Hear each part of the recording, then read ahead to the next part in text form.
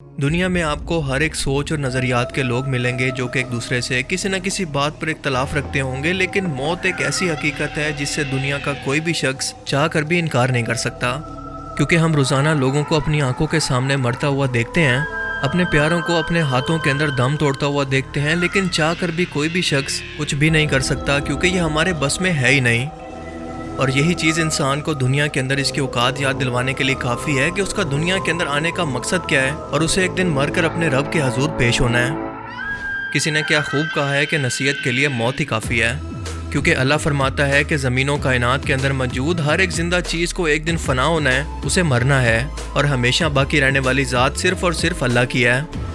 अल्लाह के रसूल सल्लल्लाहु अलैहि वसल्लम ने फरमाया कि कब्र इंसानों के इम्तिहान की पहली मंजिल है, और जो इस इम्तिहान के अंदर कामयाब हो गया वो हमेशा के लिए कामयाब हो गया, क्योंकि उसके लिए हमेशा की जन्नत है। और जो शख्स इस पहले इम्तिहान के अंदर नाकाम हो गया उसके लिए हमेशा की नाकामी है, यानी हमेशा की जहन्नुम। पर अफसोस के सोशल मीडिया पर पॉपुलैरिटी और पैसे के लालच के अंदर आजकल लोग इस मौत और कब्र का भी मजाक उड़ाने से बाज नहीं आते। उनके लिए ये सब कुछ मजाक है। दुनिया के हर मज़हब के अंदर इंसानों को मौत के बाद मुख्तलिफ तरीक़ों से दुनिया से रुखसत किया जाता है। मिसाल के तौर पर हिंदू अपने मुर्दों को जला देते हैं तो पारसी परिंदों के हवाले कर देते हैं, जबकि अहले किताब इन्हें कब्र खोद कर ज़मीन के अंदर दफना देते हैं।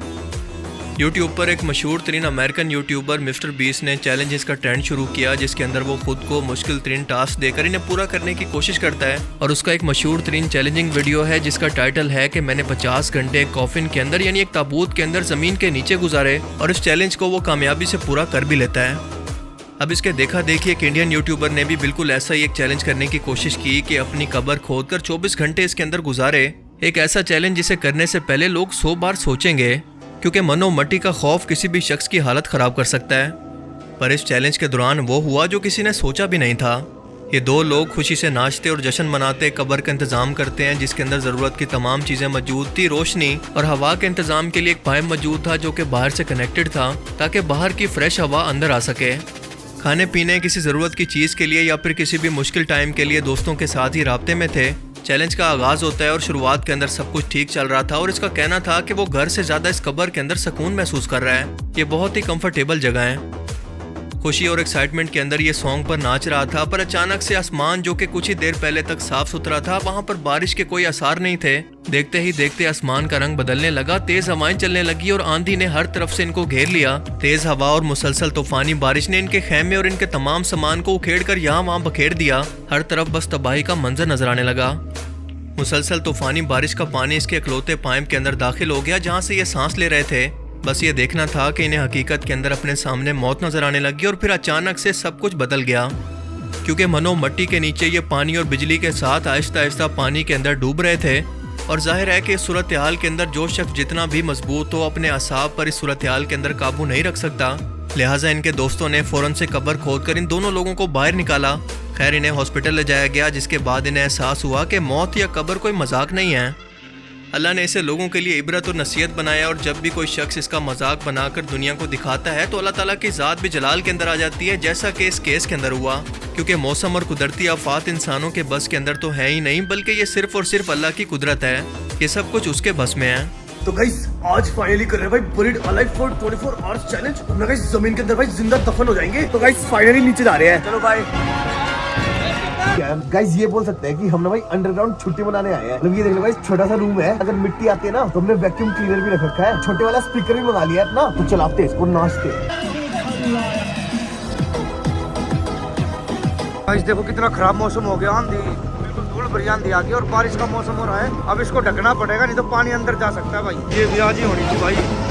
ये देखो भाई साहब, चक्रवाती तूफान ने जबरदस्त तबाही मचाई है। बुरा हाल। तूफान से तबाही कितनी भीषण है ये आप इन तस्वीरों को देखकर अंदाजा लगा सकते हैं। गाइस बाहर ना भाई तूफान आ गया। ओ भाई जल जल जल इसको हटा दे, इसको हटा दे। ओ भैया ओ फोन, ओ एक कैमरा मेरा सब उठा। गाइस सीन हो गया भाई। भाई ओए निकाल लो।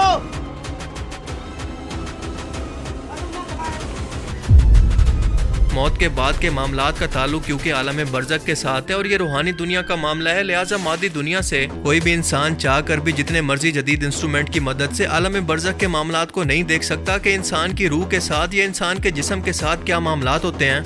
लिहाजा जिस शख्स ने भी ऐसा करने की कोशिश की, मिसाल के तौर पर कई साइंटिस्ट ने कब्र के अंदर कैमरा, सेंसर और ऑडियो इंस्ट्रूमेंट्स लगाकर ये मामलात जानने की कोशिश की, लेकिन चाहकर भी वो कुछ भी नहीं जान पाए, क्योंकि हमारी इस मादी दुनिया का रूहानी दुनिया से पर्दा रखा गया है, जो कि सिर्फ और सिर्फ क़यामत के दिन ख़त्म होगा। और अगर ऐसा ना होता तो ये दुनिया इम्तिहान कैसे होती। इसलिए इंसान जब भी आलम बरज़ख के मामलात को जानने के लिए हद से बढ़ने की कोशिश करे या अल्लाह की तालीमात का मजाक बनाए, तो अल्लाह इसे बाकी दुनिया के लिए हमेशा के लिए इबरत बना देता है। मसलन फ़िरौन मिस्र या नमरूद की मिसाल ले लें। आज के टाइम में इसके लिए मशहूर अमरीकी सिंगर जस्टिन बीबर की मिसाल ले लें, जिसके नाम से शायद ही कोई वाकिफ़ ना हो। इस शख्स ने कुछ ही अर्सा पहले यूटा के अंदर होने वाले कॉन्सर्ट के अंदर बाकायदा हिजाब का मजाक बनाते हुए अपने सर पर सकाफ को रखा और इसी हालत के अंदर नाच कर इसने ये कॉन्सर्ट परफॉर्म किया। कुछ ही महीनों के बाद जब ये अचानक से सोकर उठा तो इसने देखा कि इसके मुंह की एक साइड का हिस्सा फालिज का शिकार होकर बिल्कुल काम नहीं कर रहा, क्योंकि इसके नर्वस सिस्टम पर एक ऐसे बैक्टीरिया ने हमला किया था जो कि आम तौर पर बड़ी उम्र के लोगों के ज़हन पर हमला करता है। लेकिन इसके केस के अंदर सिर्फ 28 साल की उम्र के अंदर इसका ये हाल होना वाज़े तौर पर अल्लाह की नाराज़गी को ज़ाहिर करता है, क्योंकि ये तमाम कुदरती चीज़ें इंसानों के बस में बिल्कुल नहीं हैं।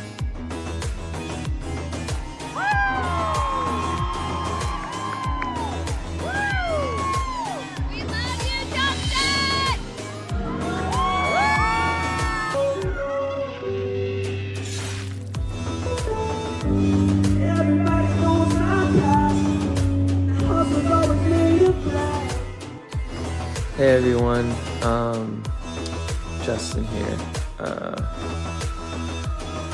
I wanted to update you guys on what's been going on. Obviously, as you can probably see from my face, I have this syndrome called Ramsay-Hunt syndrome.